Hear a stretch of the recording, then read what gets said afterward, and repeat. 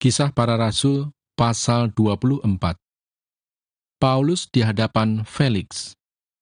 5 hari kemudian datanglah imam besar Ananias bersama-sama dengan beberapa orang tua-tua dan seorang pengacara bernama Tertulus. Mereka menghadap wali negeri dan menyampaikan dakwaan mereka terhadap Paulus. Paulus dipanggil menghadap dan Tertulus mulai mendakwa dia, katanya, "Felix yang mulia, oleh usahamu kami terus-menerus menikmati kesejahteraan, dan oleh kebijaksanaanmu, banyak sekali perbaikan yang telah terlaksana untuk bangsa kami. Semuanya itu senantiasa dan di mana-mana kami sambut dengan sangat berterima kasih. Akan tetapi, supaya jangan terlalu banyak menghabiskan waktumu, aku minta supaya engkau mendengarkan kami sebentar dengan kemurahan hatimu yang terkenal itu. Telah nyata kepada kami bahwa orang ini adalah penyakit sampar, seorang yang menimbulkan kekacauan di antara semua orang Yahudi di seluruh dunia yang beradab, dan bahwa ia adalah seorang tokoh dari sekte orang Nasrani. Malahan ia mencoba melanggar kekudusan bait Allah. Oleh karena itu kami menangkap dia dan hendak menghakiminya menurut hukum Taurat kami. Tetapi kepala pasukan Lisias datang mencegahnya dan merebut dia dengan kekerasan dari tangan kami, lalu menyuruh para pendakwa datang menghadap engkau. Jika engkau sendiri memeriksa dia, dapatkah engkau mengetahui segala sesuatu yang kami tuduhkan kepadanya?" Dan juga orang-orang Yahudi menyokong dakwaan itu dengan mengatakan bahwa perkara itu sungguh demikian. Lalu wali negeri itu memberi isyarat kepada Paulus bahwa ia boleh berbicara. Maka berkatalah Paulus, "Aku tahu bahwa sudah bertahun-tahun lamanya engkau menjadi hakim atas bangsa ini. Karena itu tanpa ragu-ragu, aku membela perkaraku ini di hadapanmu. Engkau dapat memastikan bahwa tidak lebih dari 12 hari yang lalu, aku datang ke Yerusalem untuk beribadah. Dan tidak pernah orang mendapati aku sedang bertengkar dengan seseorang atau mengadakan huru-hara, baik di dalam bait Allah maupun di dalam rumah ibadat atau di tempat lain di kota. Dan mereka tidak dapat membuktikan kepadamu apa yang sekarang dituduhkan mereka kepada diriku.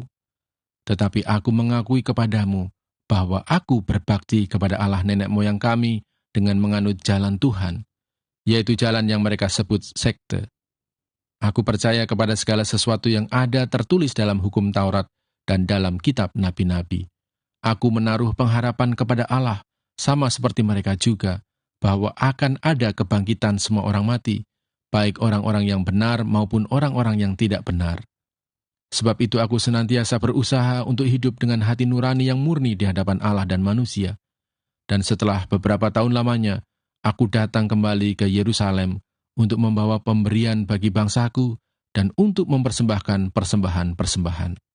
Sementara aku melakukan semuanya itu, beberapa orang Yahudi dari Asia mendapati aku di dalam bait Allah, sesudah aku selesai mentahirkan diriku tanpa orang banyak dan tanpa keributan. Merekalah yang sebenarnya harus menghadap engkau di sini dan mengajukan dakwaan mereka, jika mereka mempunyai sesuatu terhadap aku. Namun biarlah orang-orang yang hadir di sini sekarang menyatakan kejahatan apakah yang mereka dapati ketika aku dihadapkan di mahkamah agama. Atau mungkinkah karena satu-satunya perkataan yang aku serukan ketika aku berdiri di tengah-tengah mereka, yakni karena hal kebangkitan orang-orang mati, aku hari ini dihadapkan kepada kamu. Tetapi Felix yang tahu benar-benar akan jalan Tuhan, menangguhkan perkara mereka, katanya. Setibanya kepala pasukan Lisias di sini, aku akan mengambil keputusan dalam perkaramu. Lalu ia menyuruh perwira itu tetap menahan Paulus, tetapi dengan tahanan ringan, dan tidak boleh mencegah sahabat-sahabatnya melayani dia. Dan setelah beberapa hari datanglah Felix bersama-sama dengan istrinya Drusilla, seorang Yahudi.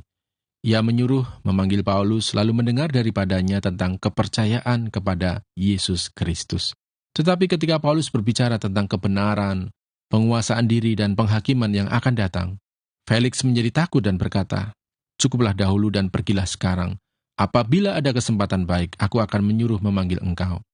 Sementara itu ia berharap bahwa Paulus akan memberikan uang kepadanya. Karena itu ia sering memanggilnya untuk bercakap-cakap dengan dia. Tetapi sesudah genap 2 tahun, Felix digantikan oleh Perkius Festus, dan untuk mengambil hati orang Yahudi, ia membiarkan Paulus tetap dalam penjara. Kisah Para Rasul, Pasal 25. Paulus di hadapan Festus, naik banding kepada Kaisar. 3 hari sesudah tiba di provinsi itu, berangkatlah Festus dari Kaisarea ke Yerusalem. Di situ imam-imam kepala dan orang-orang Yahudi yang terkemuka datang menghadap dia dan menyampaikan dakwaan terhadap Paulus. Kepadanya mereka meminta suatu anugerah yang merugikan Paulus, yaitu untuk menyuruh Paulus datang ke Yerusalem. Sebab mereka sedang membuat rencana untuk membunuh dia di tengah jalan. Tetapi Festus menjawab bahwa Paulus tetap ditahan di Kaisarea dan bahwa ia sendiri bermaksud untuk segera kembali ke sana. Katanya, "Karena itu, baiklah orang-orang yang berwenang di antara kamu turut ke sana bersama-sama dengan aku dan mengajukan dakwaan terhadap dia jika ada kesalahannya." Festus tinggal tidak lebih daripada 8 atau 10 hari di Yerusalem. Sesudah itu, ia pulang ke Kaisarea. Pada keesokan harinya, ia mengadakan sidang pengadilan dan menyuruh menghadapkan Paulus. Sesudah Paulus tiba di situ, semua orang Yahudi yang datang dari Yerusalem berdiri mengelilinginya, dan mereka mengemukakan banyak tuduhan berat terhadap dia yang tidak dapat mereka buktikan. Sebaliknya, Paulus membela diri, katanya, "Aku sedikit pun tidak bersalah, baik terhadap hukum Taurat orang Yahudi, maupun terhadap bait Allah, atau terhadap Kaisar." Tetapi Festus yang hendak mengambil hati orang Yahudi, menjawab Paulus, katanya, "Apakah engkau bersedia pergi ke Yerusalem, supaya engkau dihakimi di sana di hadapanku tentang perkara ini?" Tetapi kata Paulus, "Aku sekarang berdiri di sini di hadapan pengadilan Kaisar, dan disinilah aku harus dihakimi.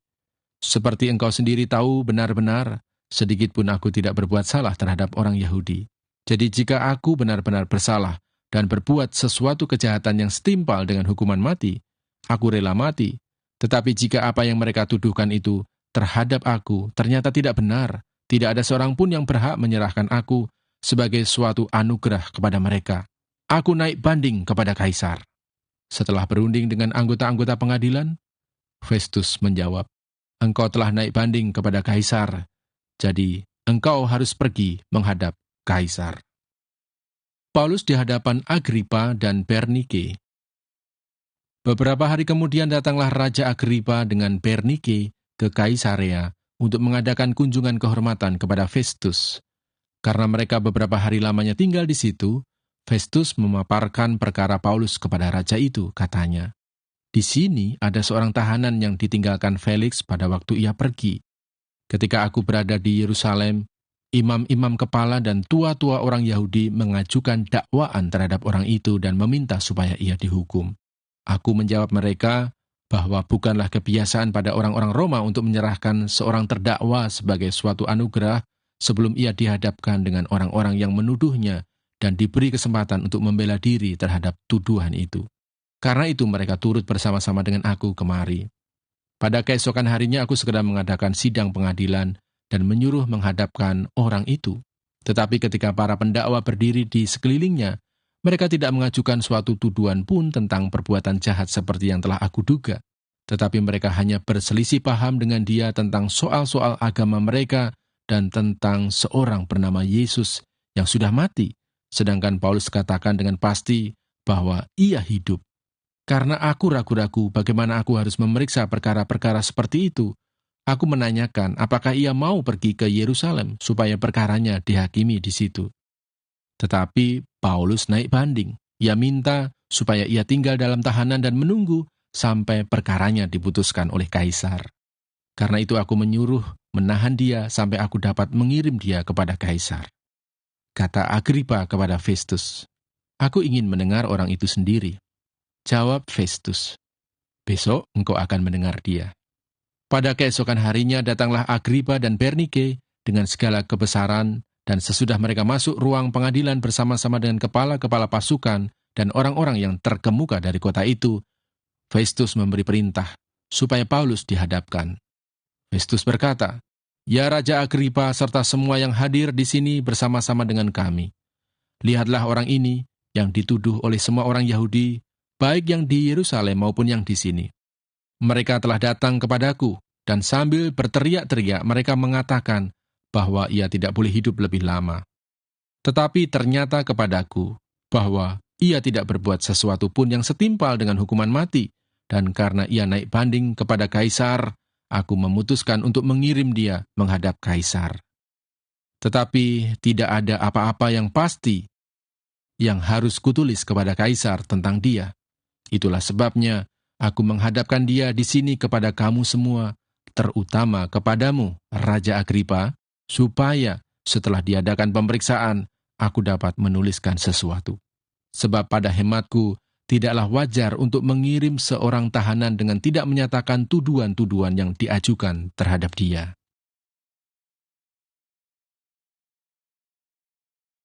Kisah Para Rasul, pasal 26. Pembelaan Paulus di hadapan Agripa. Kata Agripa kepada Paulus, "Engkau diberi kesempatan untuk membela diri." Paulus memberi isyarat dengan tangannya, lalu memberi pembelaannya seperti berikut. "Ya Raja Agripa, aku merasa berbahagia, karena pada hari ini aku diperkenankan untuk memberi pertanggungan jawab di hadapanmu terhadap segala tuduhan yang diajukan orang-orang Yahudi terhadap diriku.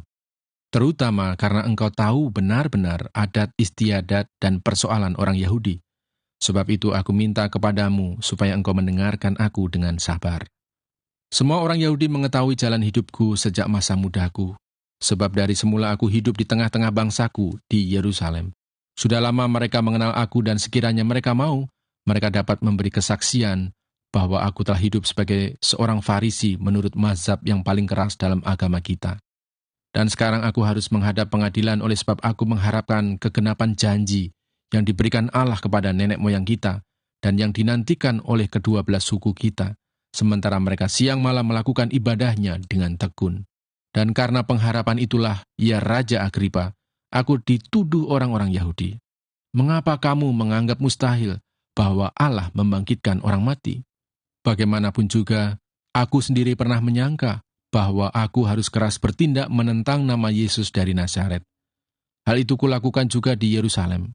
Aku bukan saja telah memasukkan banyak orang kudus ke dalam penjara, setelah aku memperoleh kuasa dari imam-imam kepala, tetapi aku juga setuju jika mereka dihukum mati. Dalam rumah-rumah ibadat, aku sering menyiksa mereka dan memaksanya untuk menyangkal imannya. Dan dalam amarah yang meluap-luap, aku mengejar mereka, bahkan sampai ke kota-kota asing. Paulus menceritakan pertobatan dan panggilannya. Dan dalam keadaan demikian, ketika aku dengan kuasa penuh dan tugas dari imam-imam kepala sedang dalam perjalanan ke Damsyik, tiba-tiba, ya Raja Agripa, pada tengah hari bolong, aku melihat di tengah jalan itu cahaya yang lebih terang daripada cahaya matahari, turun dari langit, meliputi aku dan teman-teman seperjalananku. Kami semua rebah ke tanah dan aku mendengar suatu suara yang mengatakan kepadaku dalam bahasa Ibrani, "Saulus, Saulus, mengapa engkau menganiaya aku? Sukar bagimu menendang ke galah rangsang." Tetapi aku menjawab, "Siapakah engkau, Tuhan?" Kata Tuhan, "Akulah Yesus yang kau aniaya itu. Tetapi sekarang bangunlah dan berdirilah. Aku menampakkan diri kepadamu untuk menetapkan engkau menjadi pelayan dan saksi tentang segala sesuatu yang telah kau lihat daripadaku dan tentang apa yang akan kuperlihatkan kepadamu nanti.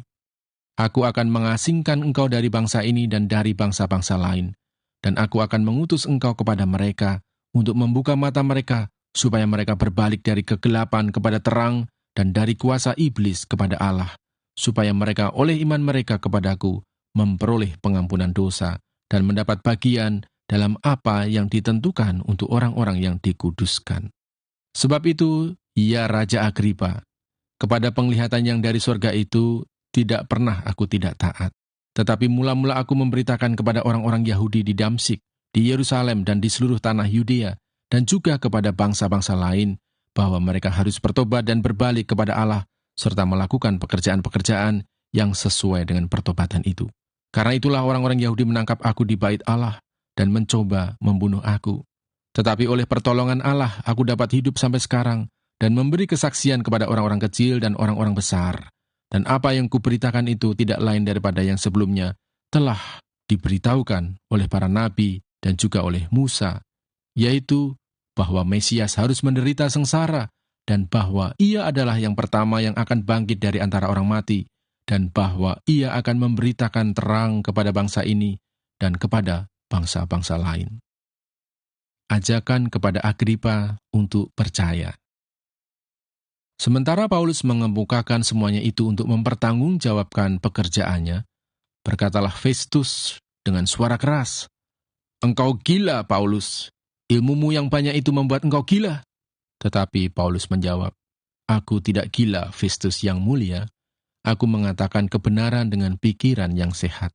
Raja juga tahu tentang segala perkara ini, sebab itu aku berani berbicara terus terang kepadanya. Aku yakin bahwa tidak ada sesuatu pun dari semuanya ini yang belum didengarnya, karena perkara ini tidak terjadi di tempat yang terpencil. Percayakah engkau, Raja Agripa, kepada para nabi? Aku tahu bahwa engkau percaya kepada mereka." Jawab Agripa, "Hampir-hampir saja kau yakinkan aku menjadi orang Kristen."